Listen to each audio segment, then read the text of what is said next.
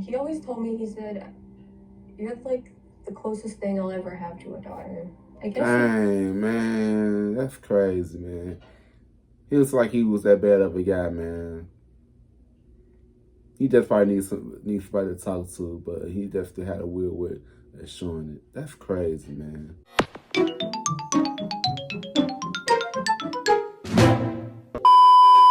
Yo, what's good? What's going on, YouTube? It's your boy Kewonis CB, and now I'm back with another motherfucking reaction video. You know what I'm saying? Today's video wants to be reacting to 14-year-old mysteriously reappears 9 months after missing her bus. The case of Abby Hernandez. You know what I'm saying? You like the video? Oh, shit. If you like this video, give a thumbs up. If you don't, give a thumbs down, because I know why. We don't care. It's just you want to see more reaction videos from me or any other videos from me. Make sure you guys go to my channel. Check my videos. If you do like my videos on my channel, go ahead and click that subscribe button. You know what I'm saying? Yes, he was quiet. I need to stop talking so damn fast, but I just can't help it. This is how I talk. I talk fast. You know what I'm saying?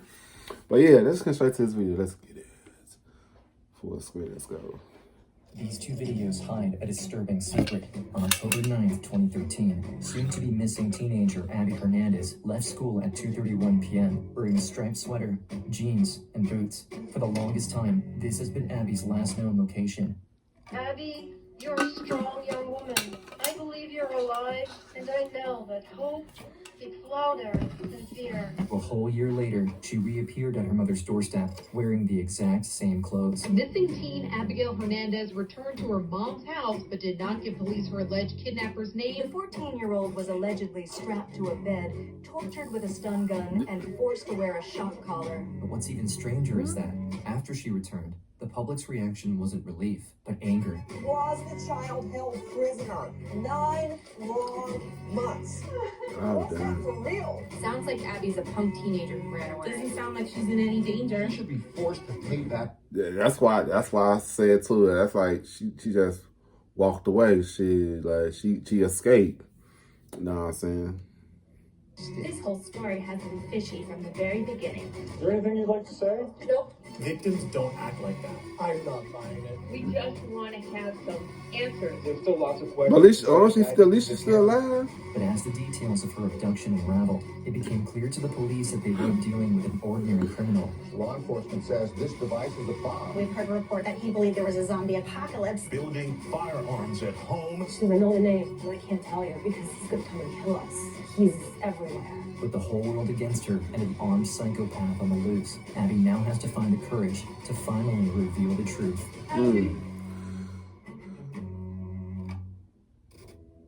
It's October 9th, 2013. 14-year-old Abby Hernandez is heading home after a long day at Kenneth High School. She walks with a slight limp because her new boots, an early birthday present from her mother Xenia, are making her feet sore.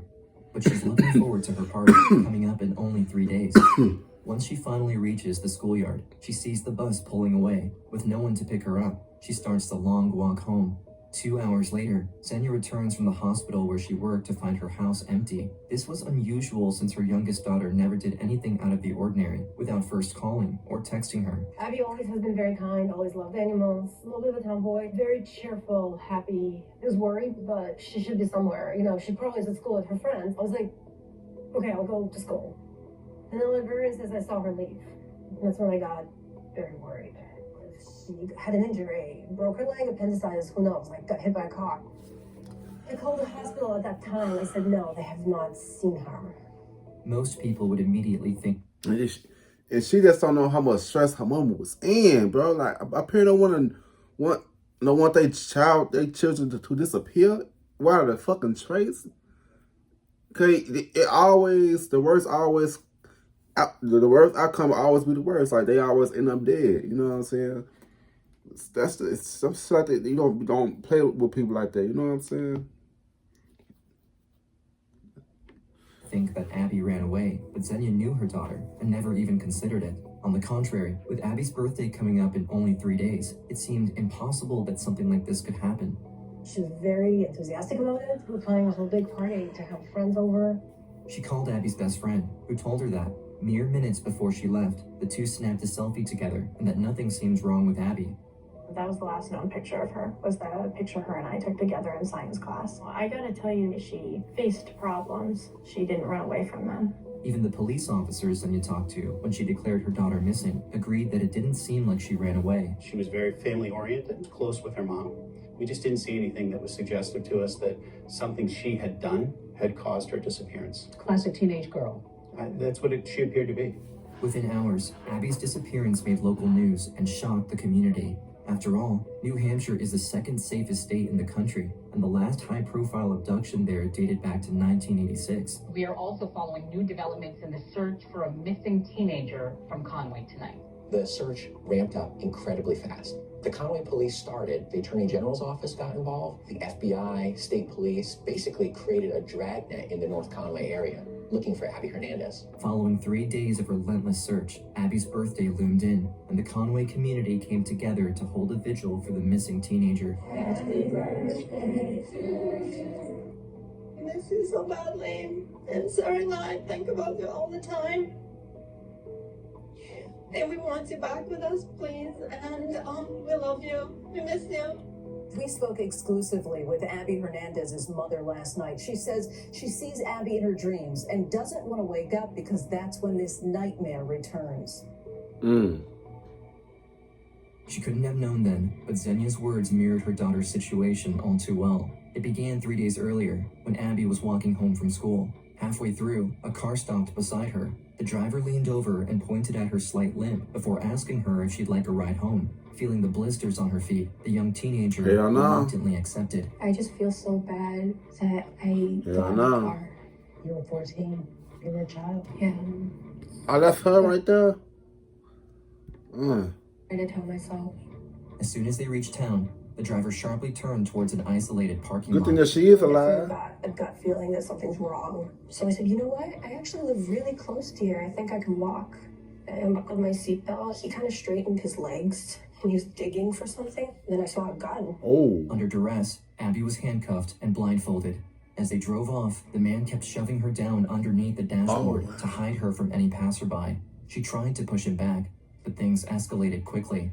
I felt this stammering pain in my leg, and I could just know the feeling that she was going through. Oh, that could be terrifying. Man, I hate that she went through this. But I'm glad she's still alive, bro. I did not want to die.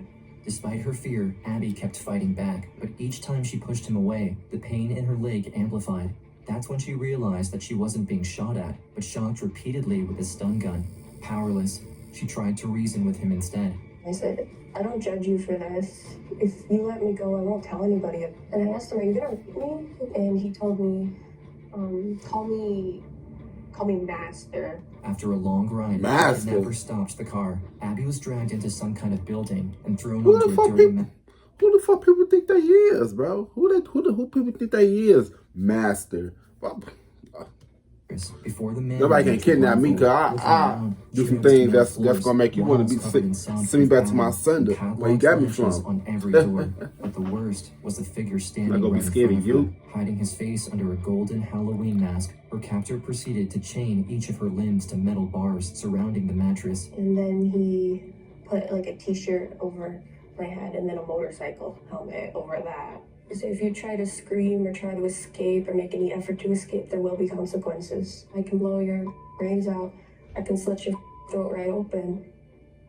The next 3 days are difficult to describe. Stuck in a constant loop of abuse and torture, Abby had to live through a nightmare surpassing anything she could have ever imagined. That is crazy. Playing heavy metal music, really loud. And I was gagged and everything. I didn't know if it was day or night. And I remember praying to God. And I remember I never said, like amen in my mind. I never wanted to end my prayers because I didn't want God to leave me. The search for Abby continues again tomorrow morning. He eventually told me that I was on the news. Everybody was looking for me. He said, I'm going to let you see it. He held his phone around me and he let me watch the press conference where my mom was looking for me. That's when I really wanted to cry. And we want you back with us, please. I think maybe that's when I did cry for the first time. And her mama know that her daughter wasn't gone, bro. See, her mama had some sense of intuition, like, oh, my baby is still out there, man. She's still living. You know what I'm saying? About this video. And nobody knows where you are. Nobody knows what you're going That's it. for. Scary.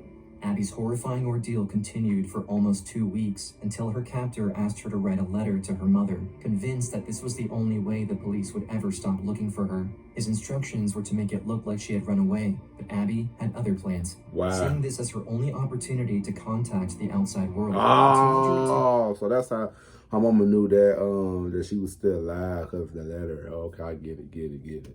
Carve a small message on the back of the page using her fingernails. They said, how? Got it. So I said, get it.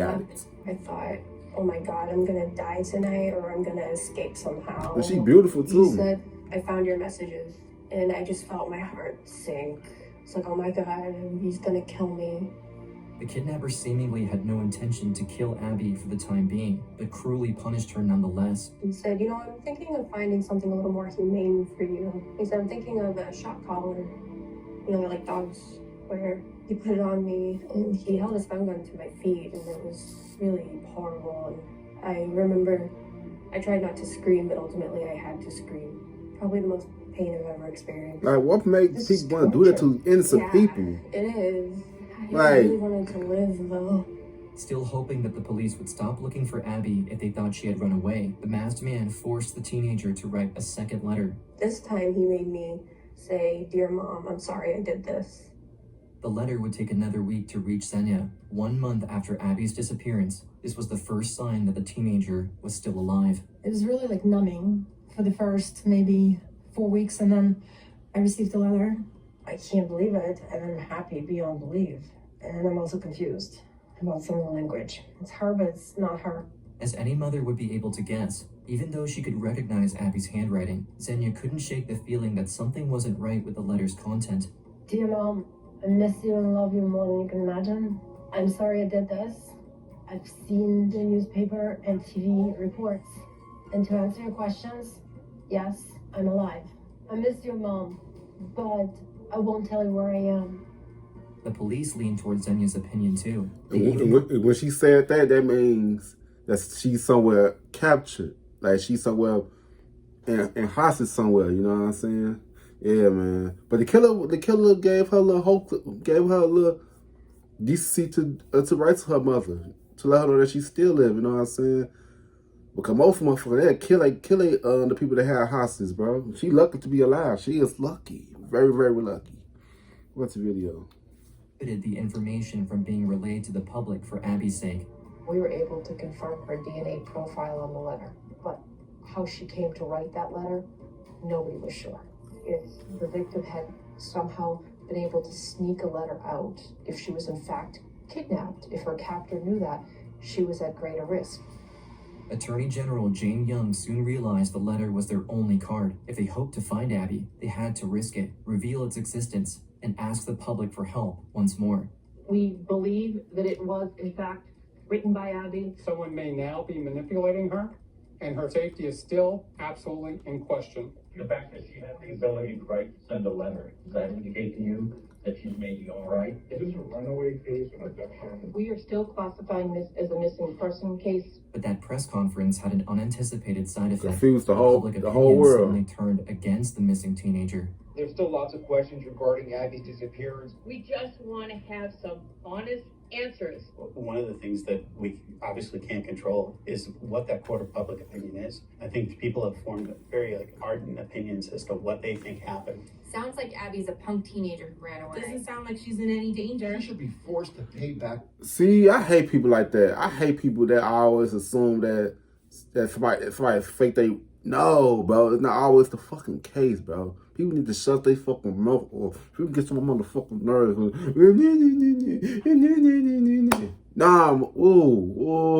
People get some nerves.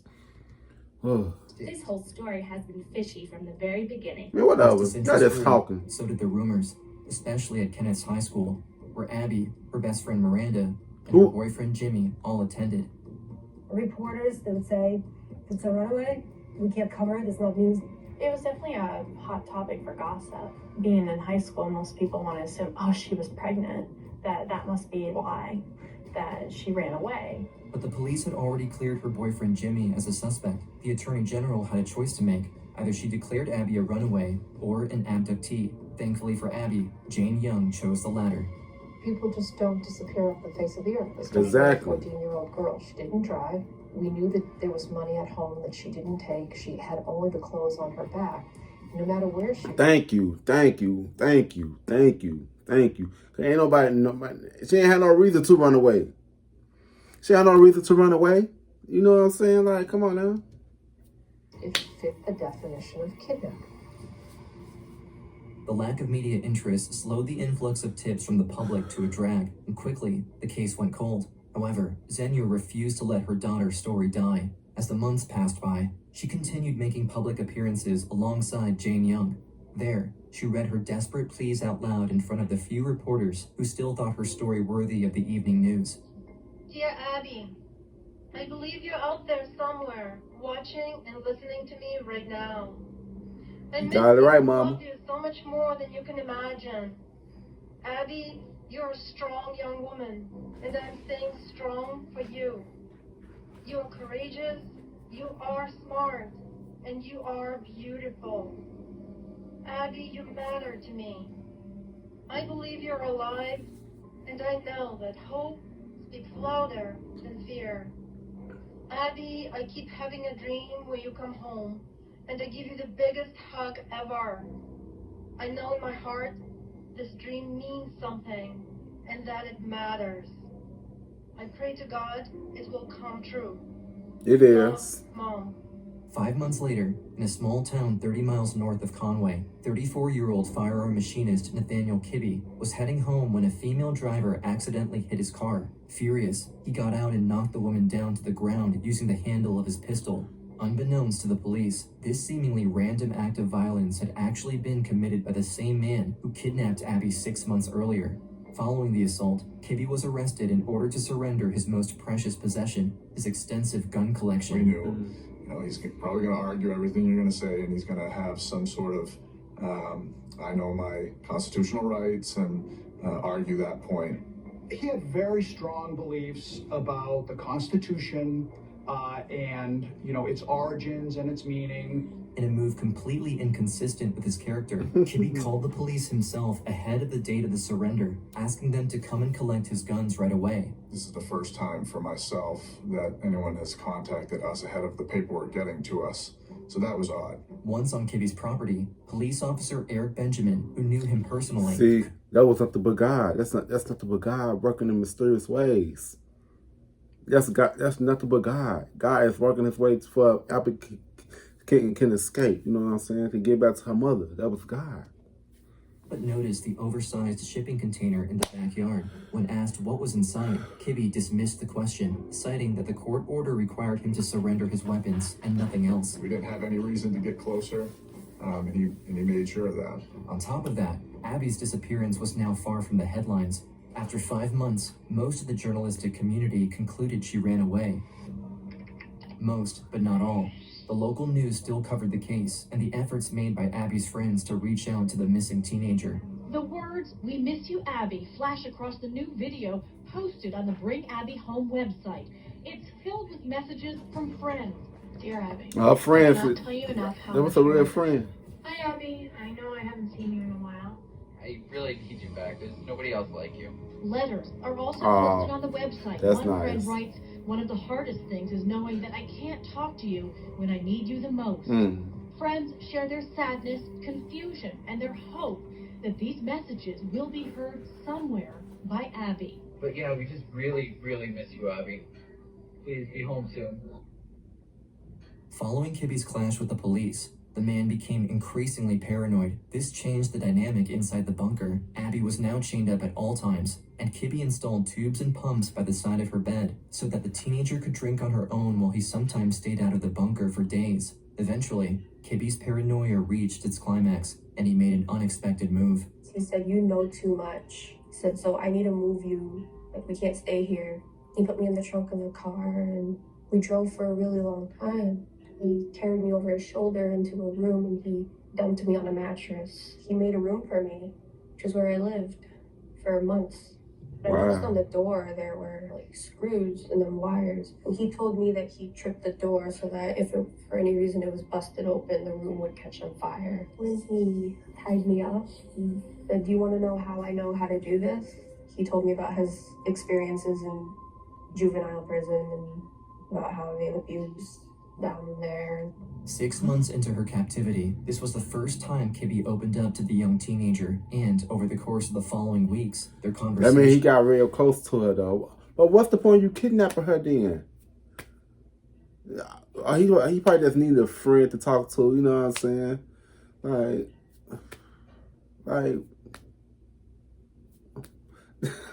what's the video? Kept growing. Kibbe, an atheist and objectivist, would debate with Abby about the existence of God and his libertarian ideals. As much as she noticed the man enjoyed these exchanges, Abby still saw him as a monster. After all, even though the worst of the torture was behind her, he continued to abuse her almost every day. Did the work stop? No. That happened throughout your captivity. Yeah. But one time he fell asleep with me. I was facing the door. And I woke up, I wasn't wearing a blindfold. So I remember rolling over and I saw his face and I quickly sat up and I covered my eyes because I was afraid he would kill me now. Because he said I needed to forget what his face looked like. But as the weeks went by, Abby realized something. The more she befriended Kibbe, the less violent and abusive he became. An avid reader, he gave her loads of books to keep her occupied during that period. Amongst them was a cookbook that would later reveal itself to be the key to her kidnapper's demise. You know, being there for like 9 months, I kind of eventually became weirdly comfortable. And he always told me, he said, you're like the closest thing I'll ever have to a daughter. I guess. Dang, man. That's crazy, man. He looks like he was that bad of a guy, man. He just probably needs somebody to talk to, but he definitely had a will with showing it. That's crazy, man. He looked at me like he wanted to teach me stuff. So anyway, he had a cookbook, and I would just read the cookbook. But there was a name written in, black letters, and the name was Nate Kibbe. I asked him, I said, who's Nate Kibbe? He looked a little disappointed, and he just kind of breathed. He said, how do you know my name? Time went on, and Abby learned a lot more about her kidnapper. Not only did he stop wearing his mask around her, but he also shared more about his disturbing past and beliefs. From Ayn Rand to the signification of the Gadsden flag, Kibbe lectured Abby about libertarianism often, and, for that reason, she wasn't surprised when he came up with a scheme to strike back at the government he hated so much. And he said, hey, man, for real, boy, I would have been with him. I was like, we finna blow this. We against the government. We against them, because they against us. You know what I'm saying? He said he was not that bad of a guy.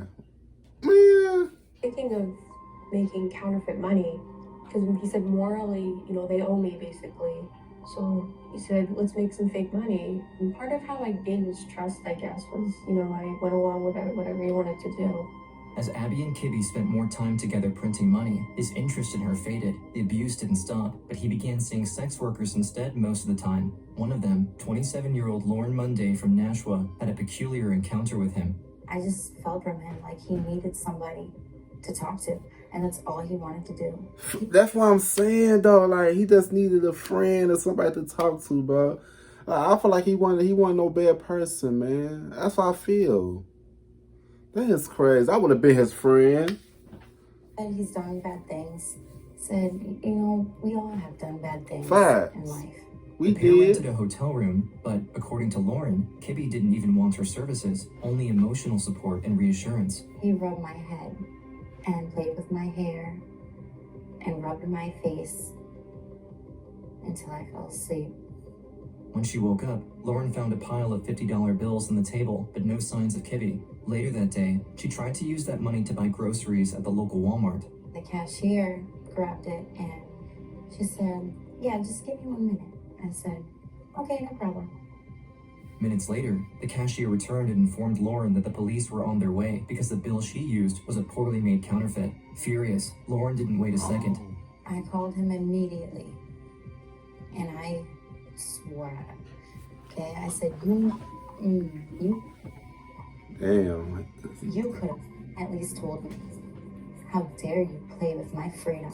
Even though Kibbe gave her a fake name, she shared his email address and a clear description of his heavily damaged vehicle with the police. I told him, whatever you're making in your damn basement, you better clean it up right now because they are coming for your ass. Oh. Unaware of what happened with Lauren, Abby jumped when Kibby slammed her door open in the bunker, screaming nonsense at the scared teenager. But like she did hundreds of times at this point, Abby kept her cool. She reached out and calmly asked him what was wrong. After 9 months in captivity, Abby knew Kibby well. She learned how to act around him, how to prevent his outbursts, and even how to soothe him. Her strategy was twofold: listening and staying calm at all costs. No small feat under her captor's constant abuse and torture. If I were going to write a textbook about how victims should deal with abductions, the first chapter would be about Abby. Kibby quickly explained what happened before telling Abby to get out. As she stepped outside the room, the teenager realized something shocking. Behind the explosive rig door was the first room she had been held in. She had never actually left Kibby's bunker. When he made her move 4 months ago, he had just driven in circles for hours, only to bring her back in the same place, but in a different section of the bunker. Wow. Once inside his actual home, Kibby removed Abby's shock collar and handed her a black plastic bag. He gave me back my clothes that I got kidnapped in, said, I need to get you out of here. One could think that Kibby would actually move her to another location this time, or even kill her and be done with it. But that's what's so unique about Abby's case. By treating her captor like a human being, she put him in a real dilemma. 9 months ago, he likely wouldn't have had... But I feel like that's how most killers is, man. Like, most killers and kidnappers, they just need somebody to talk to. A lot of people... I feel like a lot of kidnappers and killers, they once upon a time was good people. Because there's a reason why they act the way that they act in. Because somebody treated them some type of way, so they want to act their own revenge, bro. You know what I'm saying? We all human beings at the end of the day, bro. You know what I'm saying? About the video. To get rid Just of wants her. somebody that's to accept The man them. had grown attached to the young teenager in his own distorted way. This shift came from Abby's incredible resilience and ability to see the good in everyone, even her own tormentor. She also humanized her captor. She essentially played mind games with this guy and was able to gain his trust. Somehow find a way of seeing the humanity in the person that was treating you so cruelly and use that as a survival technique. As they got onto the road, she was still unsure of what he would do. Maybe drop her in another state or hand her over to someone else. But her heart started racing when she saw a sign along the road reading, "Conway ahead." Before long, Kibby stopped the car in the exact spot where he kidnapped her almost a year ago. There were no cars coming either way. Even he said, get out. I slammed the door and he drove off. Just like that. That was it. I looked back on my freedom and it was something that I really wanted to experience again and I really longed for. I remember looking up and laughing, just being so happy. Like, oh my God, this actually happened. I'm a free person. I never thought it would happen to me, but I'm free and I just walked home. In a twist as unbelievable as it is ironic, Abby got to finish her 9-month-long walk home. She was even wearing the same boots that had brought her there in the first place. I remember when I came up to my doorstep, I could hear my mom talking on the phone. I could hear her voice. I opened the door and I said, Mom? And I remember she said, Abby? And then I remember she ran out. It was almost like, it was a shock. Like I had this shudder and I couldn't believe what I was seeing. That was such a beautiful moment. Man, was. I remember just the look Whole on her bunch of face. emotions. I remember seeing her and she looked different. She really did. I could see stress, those months of stress on her face. And it kind of killed me a little bit, but I was just so relieved to see her. But things were far from over for Abby. The last thing Kibby said before releasing her was that, since the civil case against him had been dropped, the police gave him back his guns. If she ever revealed his identity, she could expect him or one of his libertarian friends to come for her in retaliation, willing to do anything to protect her family. Abby kept Kibby's name a secret. Her captor told her that he would kill police if they came to get him, that he would kill her family. He made all kinds of threats. She says, I know the name, but I can't tell you because he's gonna come and kill us. He's everywhere. He knows I'm telling you this now. I was like, no. I said, he doesn't. And like, we're in a public place. She's like, yeah, he's gonna come and shoot us. When this information came to light, the public's outrage was reignited, repeating the same drama surrounding Abby's letter from 7 months ago. Everyone criticized and blamed the survivor for her silence. Was the child held prisoner 9 long months? Was that for real? That's Nancy Grace. Lauren Monday's deposition about the counterfeit money should have indirectly led police to the kidnapper. However, at the time, New Hampshire was dealing with a widespread counterfeit money operation tied to groups unrelated to Kibby. Right now, Claremont police are warning people to be on the lookout for counterfeit cash. Is this a larger part of a bigger group of people? Is this just an isolated incident? With her back against the wall, Abby had to make a choice. Thanks to her family's love and reassurance, she gathered her courage and made sure Kibbe never harmed anyone else by finally revealing his identity to the FBI. In cooperation with local police, the Bureau organized a large-scale raid of Kibbe's property.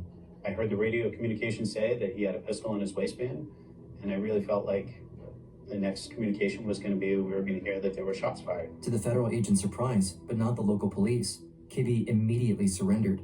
Nate Kibbe behaved like Nate Kibbe always behaved. He was violent in situations where he had the upper hand. He was never physically confrontational with the police. For the next 2.5 years, investigators in tow with Attorney General Jane Young built their case while Kibbe awaited judgment in jail, and the results spoke for themselves. There was enough evidence to charge the 34-year-old with 183 crimes, from kidnapping to... I kind of feel bad for Kibbe, though. I do. I never felt bad for no damn criminal before. I feel bad because he had a heart, though. He let that girl go. You know what I'm saying? And make her, she's still living to this day.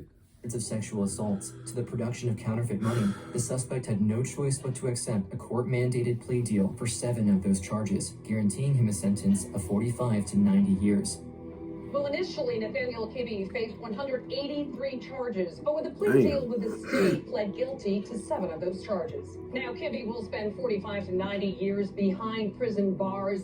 What this investigation revealed is that every painstaking detail that the victim provided was in fact true, no doubt. Everything supported by evidence. Hundreds of pieces of evidence. Physical evidence, purchase records, statements of other individuals. Every day, I'm just glad that she got away. She was right. Who got away. And she fine, and too. It's not a cold case smile of another innocent child. I like her Since Kibbe's eyes. sentencing, Abby has achieved many things, from finishing high school to becoming a hairdresser, a goal she had even before the kidnapping. She alive with her also boyfriend? became a proud mother and an executive producer on a film based on her case. However, her most profound victory came before all of that. On May 26, 2016, she finally took the stand in court and faced Kibbe on her own terms. A dramatic day in a New Hampshire courtroom. A young woman face-to-face with a 34-year-old man under arrest and now charged with kidnapping her. It seems like forever. 2 years have gone by, but I often think about Kibbe. What he did affects my life on a day-to-day basis.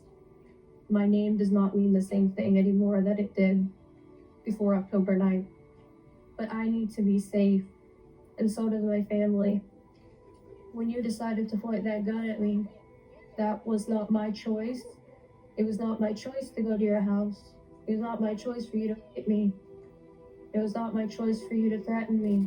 You did all that yourself. I'm just telling you the truth, because sometimes I feel like I wear this whole thing like a millstone around my ankle. Sometimes I still feel like I'm chained, and sometimes I don't feel like I'm completely free. There are certain aspects of my freedom that I can never get back. But in the same aspect, I want you to know that I appreciate my freedom because of you. Facts. And that I enjoy and appreciate life because of you. Facts. And that I never look at sunshine in the same way. Facts. Some people might call you a monster. He's not a I've monster. always looked at you as human. Facts. And I want you to know that even though life became a lot harder after that, I still forgive you. Man, like it was a good one, man. It was a good one, man. I kind of feel bad for him though. I do, man, cause he spared her, man, and he don't deserve that much time though. He probably get at least like 20-something years. It's 10 years, but he ain't killed nobody. You know what I'm saying? But yeah, what you guys think about this whole situation? Because this whole case is crazy, man. He was just a human being. He doesn't need somebody to talk to, love on, you know what I'm saying? But yeah, man. If you give a thumbs up, you don't give a thumbs down, because I know why. We don't care. If that's your tool, you know what I'm saying? Hit subscribe. See you guys in the next video. Love y'all. Profile and pose, rock you in your face, stab your brain with your nose.